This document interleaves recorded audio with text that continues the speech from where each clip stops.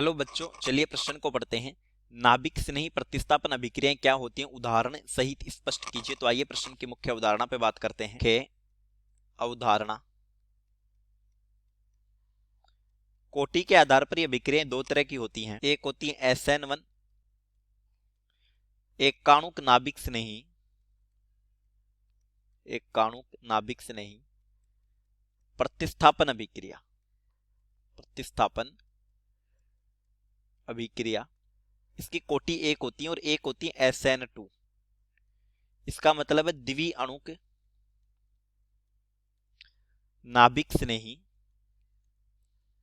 द्वि अणुक नाभिक स्नेही प्रतिस्थापन अभिक्रिया। इसकी कोटि होती है 2। प्रतिस्थापन अभिक्रिया। अब समझते हैं नाभिक स्नेही प्रतिस्थापन अभिक्रिया को। नाभिक स्नेही न्यूक्लियोफिलिक सब्स्टिट्यूशन रिएक्शन प्रतिस्थापन अभिक्रिया।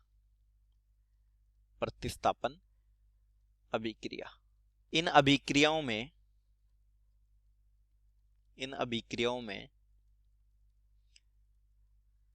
एक नाभिक स्नेही का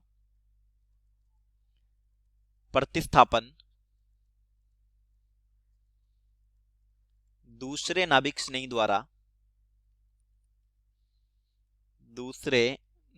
स्नेही द्वारा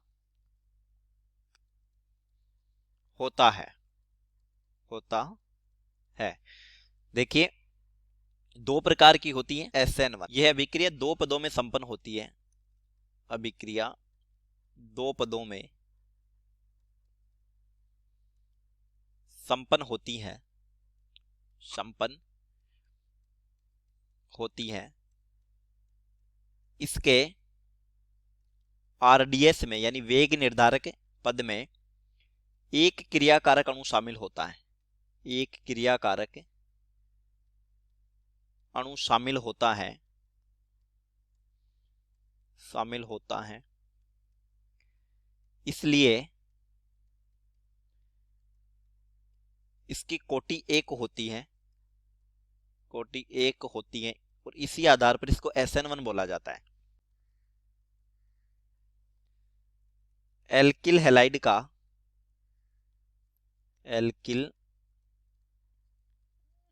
का NaOH द्वारा जल अपघटन। देखिए, ये टर्सरी ब्यूटिल ब्रोमाइड है, CH3Br। पहला पद होता है वो स्लो स्टेप है और इसी को बोला जाता है RDS। इस पद में अभिक्रिया मध्यवर्ती कार्बोधनायन बनता है। तो देखिए, ब्रोमीन की अधिक विद्युतीयता के कारण बंध के इलेक्ट्रॉन ब्रोमीन पर आ जाते हैं और यहाँ Br- बाहर निकल जाता है। ये पहला नाभिक से नहीं है जो बाहर निकला, अब दूसरा नाभिक से नहीं जुड़ेगा। तो ये बन जाएगा CH3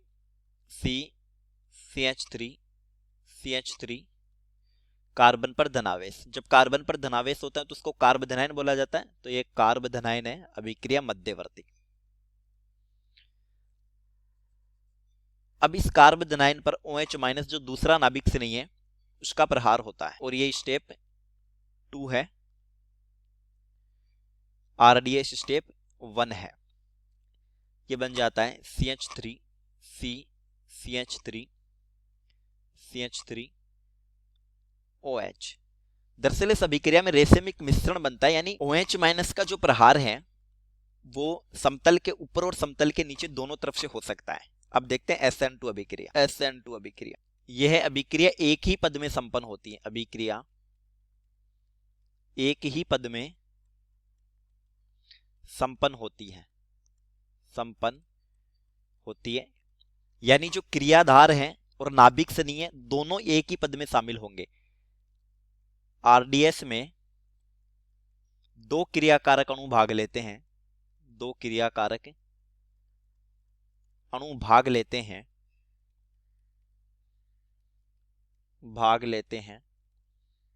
अतः इसकी कोटि 2 होती है। देखिए, उदाहरण देखते हैं। एल्किल हैलाइड पर KCN की क्रिया, ये SN2 क्रियाविधि से होगा। देखिए ये एल्किल हैलाइड है, कार्बन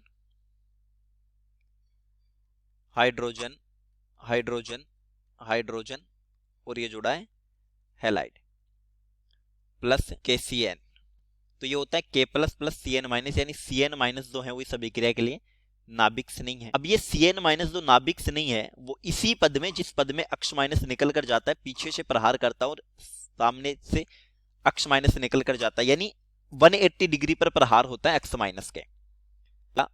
अक्ष माइनस यानी कि एक नाभिक से नहीं निकलता और पीछे से दूसरा नाभिक से नहीं जुड़ जाता है, ये बन जाता है कार्बन, यहां जुड़ गया CN H H H, यानी ये बन जाता है CH3CN ट्रिपल बॉन्ड है। तो हमने SN1 SN2 दोनों को समझा। चलिए उम्मीद करता हूं प्रश्न समझ आया होगा। धन्यवाद।